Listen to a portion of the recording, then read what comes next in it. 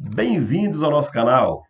Vamos falar agora, aqui no portal do Vestibulando, sobre a Revolução Francesa, que foi um conjunto de eventos, na verdade, que marcam a transição da Idade Moderna para a contemporânea. Um evento influenciado pelas ideias iluministas e que também marcou o início da crise do Antigo Regime, ou acentuou, podemos dizer, que essa crise, né, o Antigo Regime, lembrem todos, absolutismo monárquico, o rei tinha poderes acima da lei, né, e concentrava poderes, falo daqui a pouco sobre isso, né, além disso, de privilégios para clero e nobreza. Quer dizer, então, toda essa estrutura ela começa a ser questionada, principalmente porque nós temos uma classe que ela está começando a buscar um espaço político, que era a burguesia.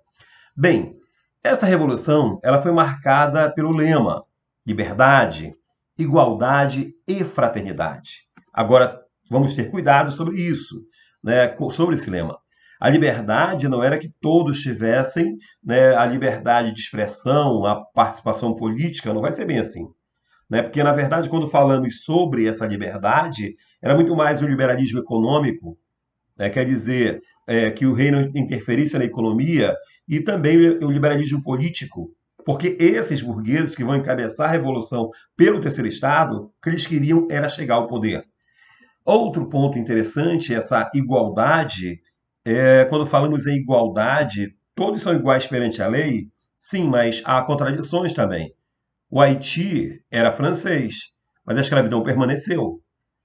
Quando falamos de fraternidade, há incoerências também, porque em vários momentos quem contrariava quem estava no poder poderia ser perseguido e consequentemente, ser levado ou ser morto, né, por quem estava no poder.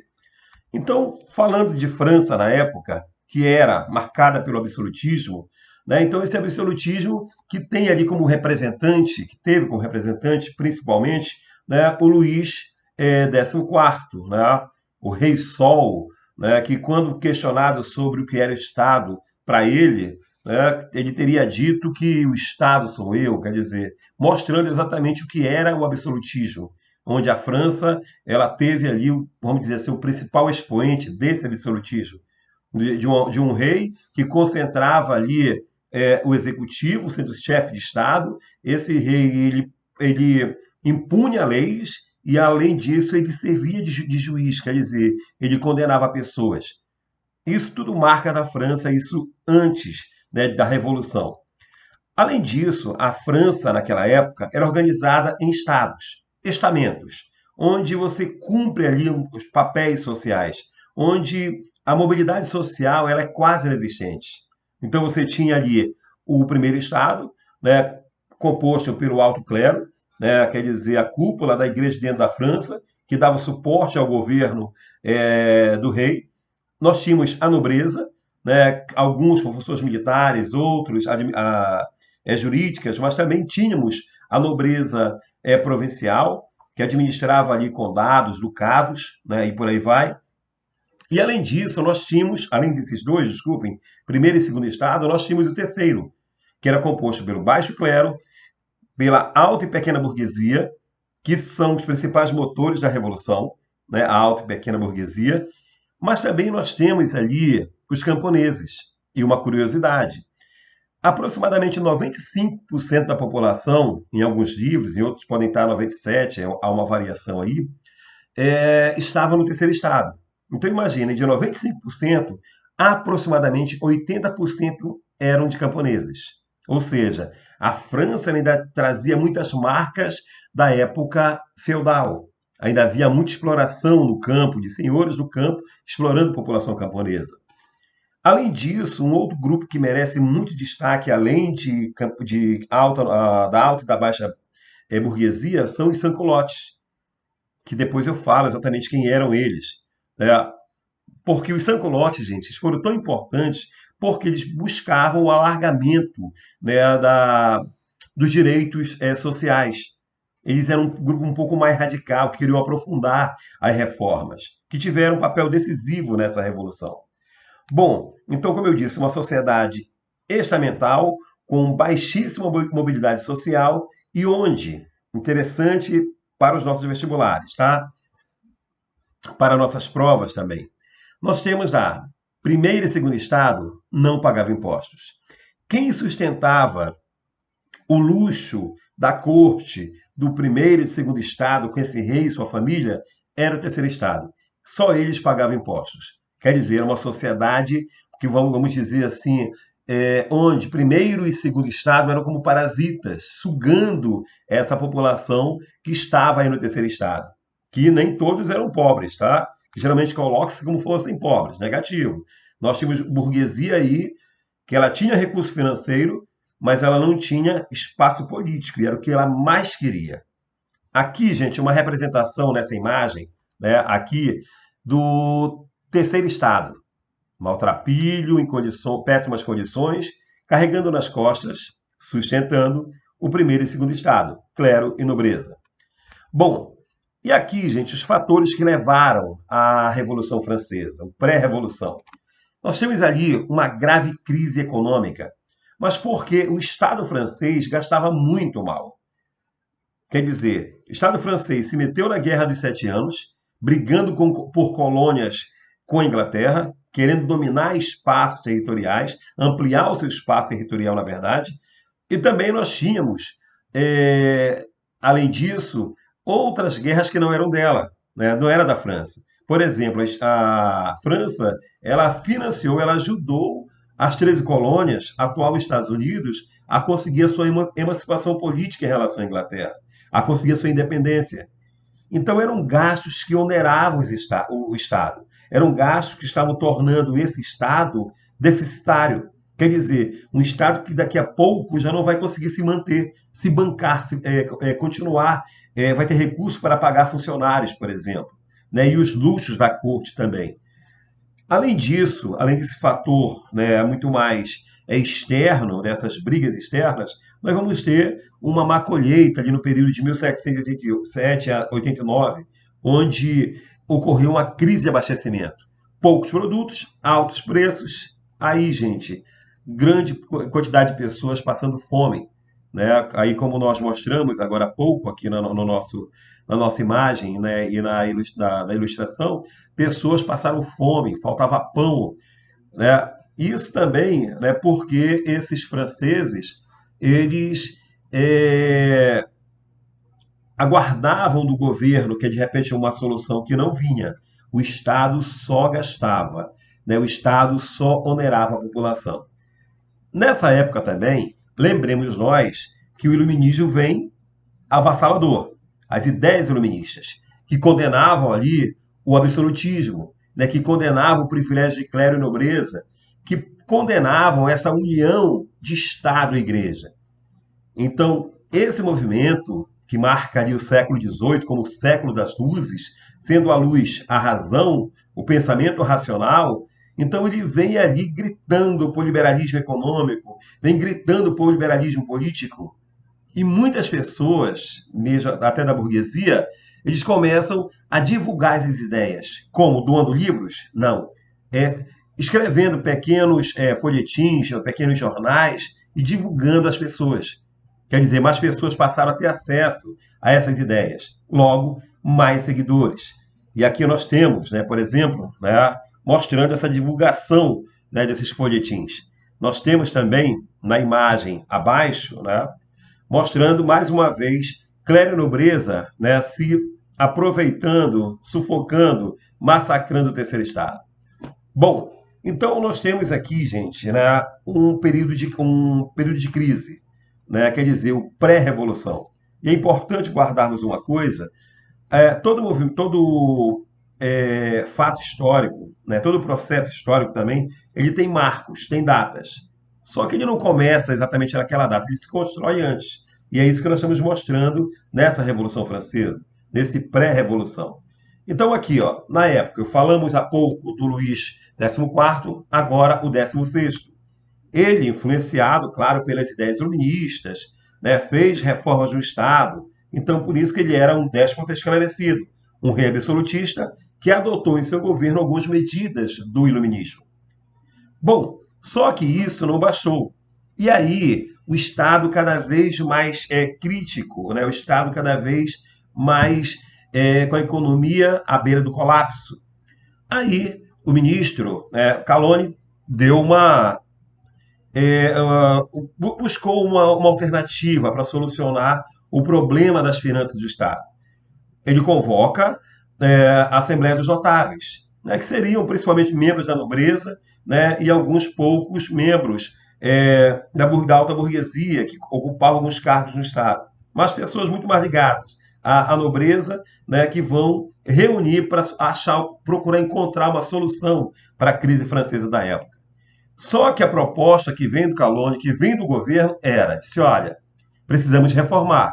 Mas essa reforma, gente, ela era principalmente de estender os impostos à clero e nobreza.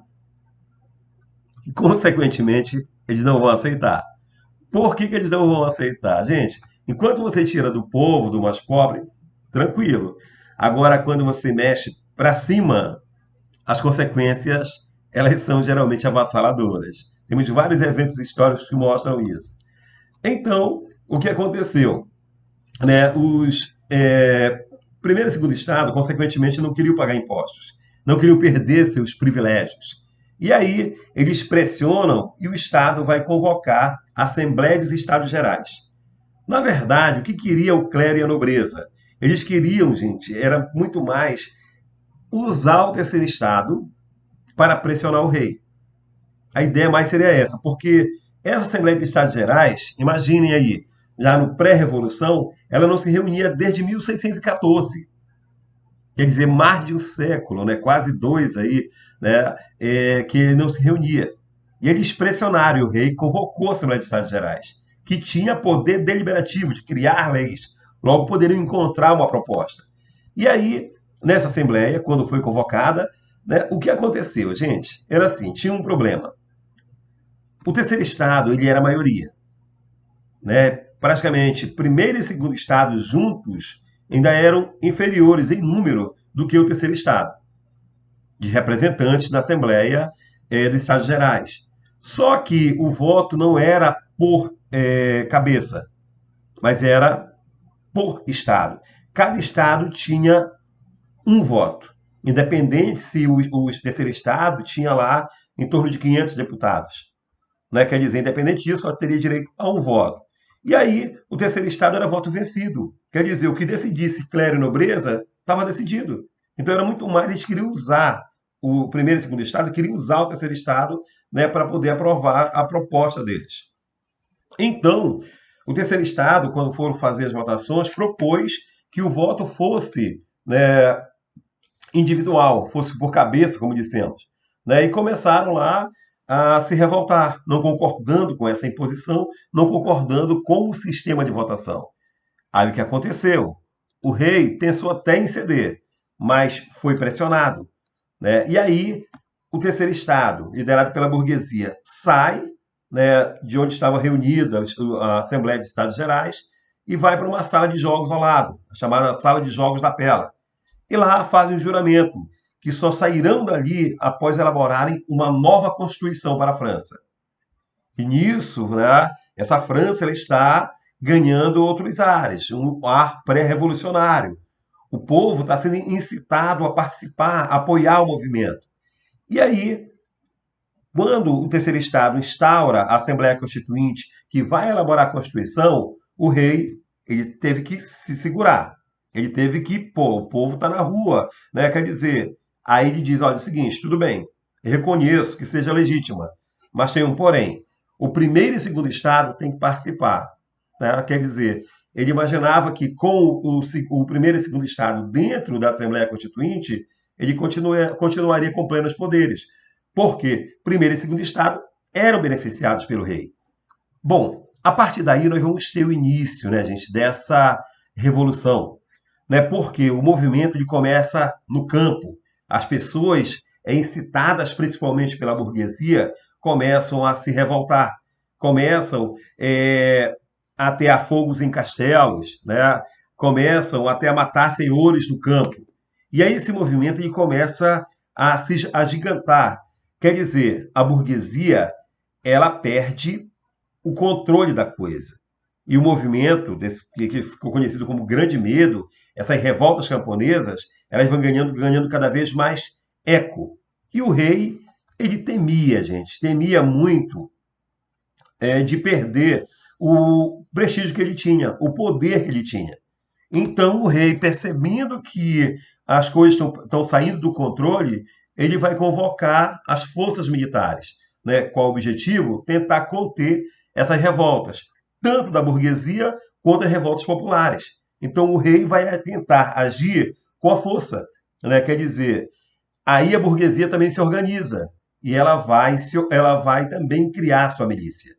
Então, nós temos os camponeses se revoltando, né? A burguesia já querendo impor uma constituição. O rei reage. E isso vai acabar gerando outros eventos. Né? Quer dizer, acaba gerando a Revolução Francesa.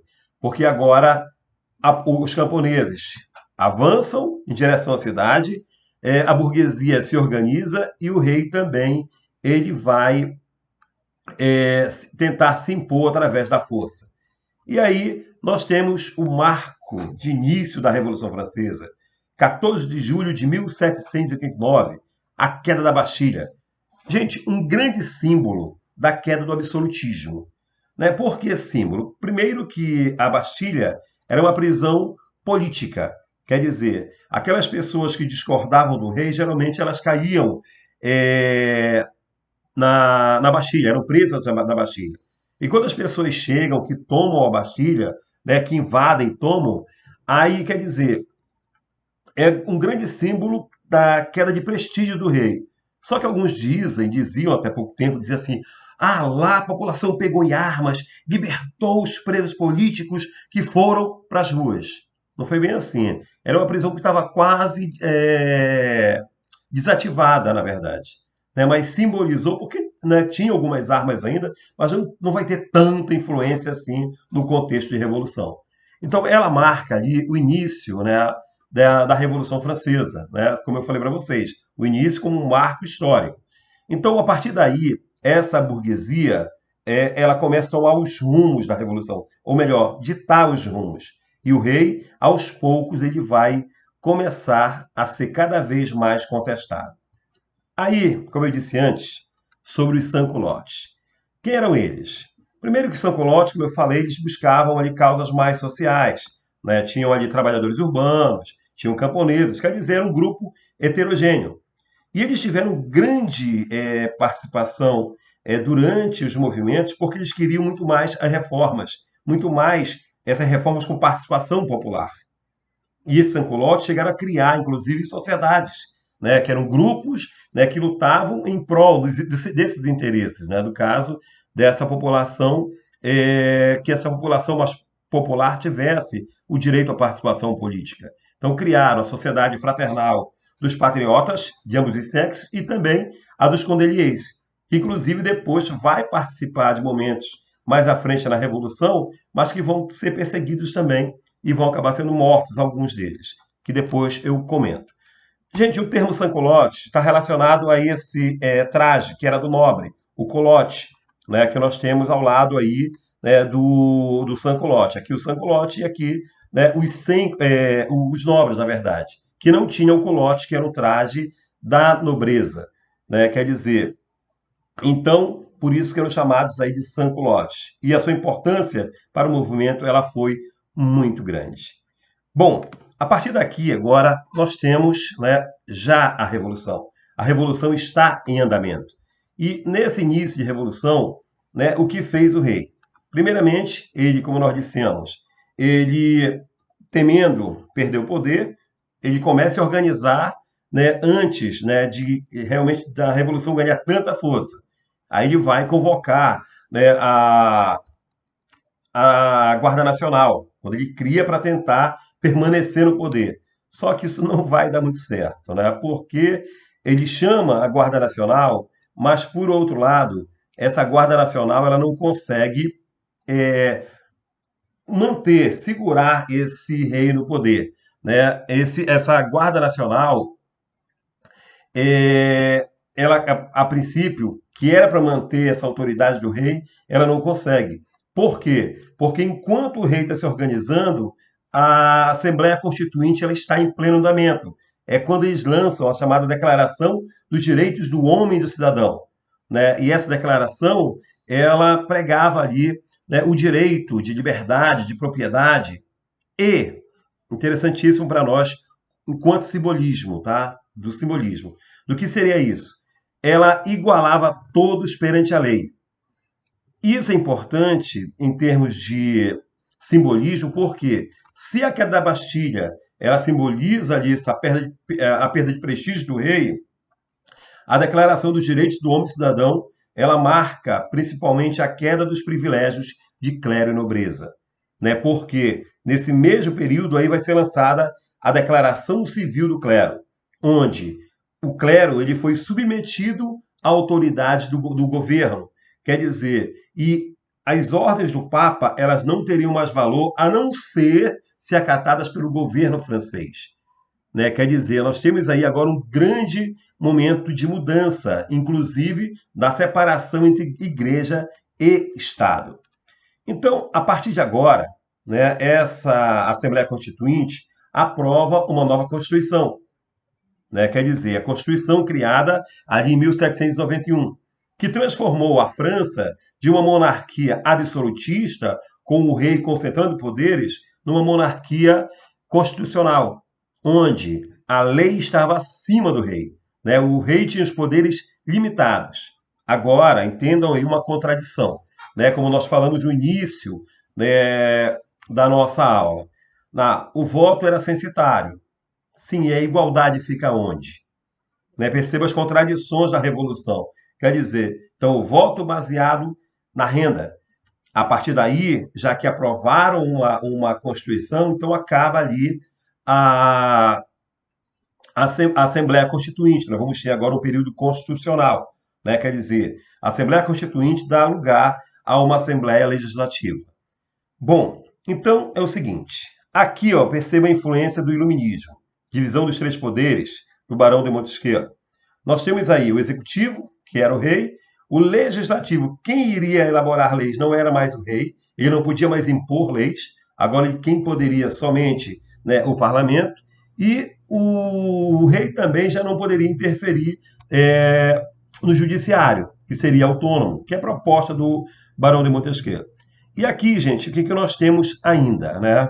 Como eu falei agora há pouco, nós temos agora um outro momento. Agora nós temos o fim da Assembleia Constituinte, que ia criar uma Constituição, e agora nós temos uma Assembleia Legislativa, que vai aprofundar as reformas necessárias para o Estado. Então, agora, a partir daí, a monarquia absolutista ela perdeu as rédeas, perdeu o rumo, né? E agora o rei, não concordando, tenta fugir, na chamada fuga de Varennes. Só, gente, que ele foi capturado e não conseguiu fugir. Resultado disso, gente, a impopularidade dele aumenta, né? E aí o grupo dos Cordeliers, grande parte deles ali eram dos Sans-Culottes também, eles queriam, né, que, já que o rei ele está traindo a França, tentando fugir, buscar apoio externo, que fosse instaurada não uma monarquia, mas uma república. E aí eles fazem ali, os Cordeliers, né? Eles queriam essa ampliação da reforma e a implantação de uma república, eles vão fazer manifestações para aprovar essa petição deles, né? Que pedia por uma república. E vão para o Campo de Marte, né? Um local próximo ali à Torre Eiffel, lá em Paris. E aí, gente, eles começam com o movimento, só que o movimento foi ganhando força e daqui a pouco perdeu o controle. E aí eles passaram, inclusive, a querer atacar, né, a guarda, né, que estava lá para proteger, né, para evitar, né, tumultos. E aí foi um massacre, gente. Várias pessoas ali dos Cordeliers foram mortas nesse evento, né, ali no Campo de Marte, né, chamada do Massacre do Campo de Marte, que foi encabeçado pelos Cordeliers. Bom, aí nós vamos agora para a Assembleia Legislativa, né, na França. Então aí que vai surgir o termo de esquerda-direita, que hoje muita gente até confunde, né, com oposição e situação. né? Então, olha só. Então, o que, que nós temos agora? Né? Do lado esquerdo, lá na da Assembleia Legislativa, nós tínhamos os jacobinos, né? Que era um grupo ali muito ligado é, principalmente a baixa burguesia, né, que e grande parte deles, gente, tinha ligação, né, com conventos, né, grande parte dos jacobinos, algumas sociedades que são criadas na época, elas eram ligadas com a igreja, né, consequentemente são grupos da baixa burguesia, né, também que queriam ali participação política e também, claro, do baixo clero que não era privilegiado, né, por esse alto clero. Bom, então olha só, eles queriam o fim da monarquia e queriam uma república, né, isso os jacobinos, e queriam ali uma mais participação popular, principalmente devido, né, aos condeliers. Né, o Robespierre era o principal representante? Era. Ele criou o Clube Jacobino e era o principal representante. Mas os condeliers, eles vêm ali com um grupo mais radical, né, que queriam reformas mais amplas. Só que, quando aprovaram a Constituição de 1791, o que aconteceu? Eles foram colocados na ilegalidade. Né? Por quê? Porque o voto era censitário. Eles perdem o direito de participação política. Bom, isso da esquerda. Na direita, nós temos ali os girondinos, né, que eram membros aí da alta burguesia, né, que queriam ali, na verdade, se manter no poder, só que uma monarquia constitucional, eram conservadores, eles não queriam ampliar, né, a participação política, principalmente. Bom, eram grupos diversos, né? E também que entraram em conflito constantemente, né, na luta pelo poder. Agora, dentro desse grupo de Girondino, que era liderado aí pelo Brissot, nós tínhamos os feuillantes. Né? Esse grupo, gente, é interessante. Eles estavam antes com os jacobinos, quando começa o movimento, né, que começa a Revolução Francesa. Só que aí o que aconteceu? Quando os jacobinos falaram em causa social, aí eles se calma, aí eles mudam de lado. Né? Eles vão mudar de lado, por que eles mudam de lado? Porque eles não concordavam com reformas mais sociais, com ampla participação política. Na verdade, eles só queriam acabar com a monarquia absolutista, eles queriam uma monarquia constitucional. Mas mesmo que eles tenham mudado de lado, junto dos girondinos, quando os girondinos queriam uma luta contra os inimigos externos, que vão declarar guerra, por exemplo, à Áustria e à Prússia, principalmente à Áustria, aí os feuillantes eles vão contra, e aí são considerados como traidores, e aí eles perdem o direito à participação política, né, por parte dos girondinos. Agora tínhamos o grupo, gente, da planície, né, o Centrão, né, aquele grupo que apoiava o que lhe era conveniente. Né? Eles davam apoio, ora a jacobinos, ora a girondinos, mas, na sua essência, eles eram conservadores, mas eles agiam por conveniência. Isso é muito presente no cenário político hoje ainda no Brasil. Bom, então, gente, do que nós colocamos agora aí, né? Importante que essa terminologia de esquerda e direita, ela permanece, né, até hoje. Né? Então, esquerda luta muito mais por causas mais sociais, por ampla participação política. Já a direita, segundo essa terminologia, claro, da Revolução Francesa, o mais interessante para eles era o conservadorismo, se manter no poder, estar no poder e defender os interesses muito mais das classes economicamente mais abastadas, né, que seria do nosso empresariado, coisa parecida, ou das pessoas que dirigem o país, que detêm o poder econômico também do país, que acabam também detendo o poder político. Bom, aqui nós vamos para o novo cenário político. Bem, uma nova Constituição, como nós dissemos, ela foi aprovada. Né? Então, muitas revoltas, só que aí outros grupos, como muitos nobres fugiram da França, né, eles vão buscar outras áreas, vão buscar a Prússia, né, vão buscar a Áustria, Prússia, atual Alemanha, né, a região da Alemanha hoje. Então, o que aconteceu? né? Então, essa Prússia, essa Áustria, temendo que essa Revolução Francesa ela ganhasse eco e que chegasse à sua população, quer dizer, que questionasse também o governo absolutista nesses países, na Áustria e na Prússia, e aí o que eles fazem? Eles se organizam para tentar acabar com a Revolução. Claro que devido, principalmente, à solicitação de muitos nobres que fugiram da França, né, questionando a perda de seus privilégios. Então é um movimento contra-revolucionário. Então, com isso, o que nós temos? A Prússia, né, e a Áustria se organizam sobre a França para tentar acabar com a Revolução. Né? Quer dizer, eles agem para tentar dar uma sobrevida ao antigo regime, para que os reis absolutistas continuassem a gozar de plenos poderes, né? Como era o caso aí do Guilherme II da Prússia. Muito embora depois tenha feito reformas também mais baseadas no iluminismo. Bom, aí o que nós temos agora? Né? O rei, nesse meio período, enquanto lutam contra os inimigos externos, né? O rei ele vai ter os poderes suspensos, né? O Luís XVI, e vão convocar uma nova eleição na França. Né? E nessa nova eleição, quem vai chegar ao poder? Né? Os jacobinos, né? Que tinham interesses ali republicanos. E a grande figura desse grupo de jacobinos vai ser o Robespierre, claro que com o apoio de Danton e Marat. Só que mesmo o Danton e o Marat, não vão ganhar tanto destaque quanto o Robespierre, que passa a ser, inclusive, uma figura muito centralizadora nessa fase que vai ocorrer agora, que é chamada fase do terror, ou a convenção na França com o governo dos jacobinos. Então, nesse período, né, com o governo dos jacobinos, do Robespierre, o Danton, né, e também aí o Marat, né, o que nós vamos ter? Eles criam ali um novo calendário para essa revolução.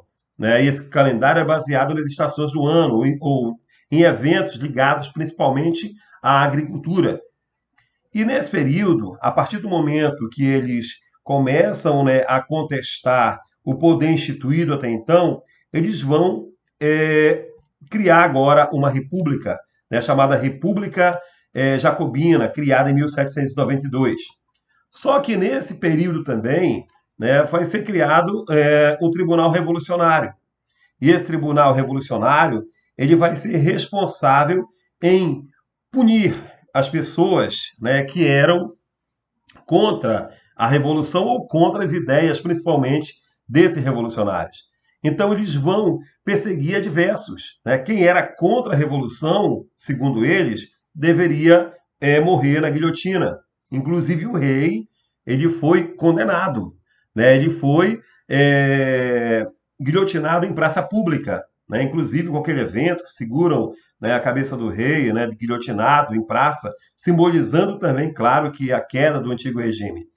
Para perceberem, gente, que até pessoas ligadas ao Robespierre, que ajudaram ele na condução do governo, até elas foram perseguidas, se discordassem dele.